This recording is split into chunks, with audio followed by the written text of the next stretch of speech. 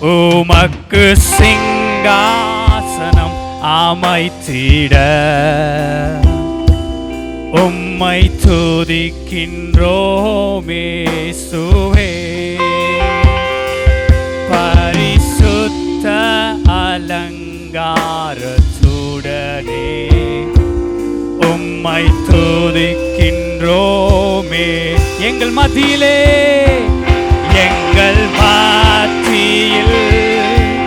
உலாவிடும் எங்களோடு வாசம் செய்.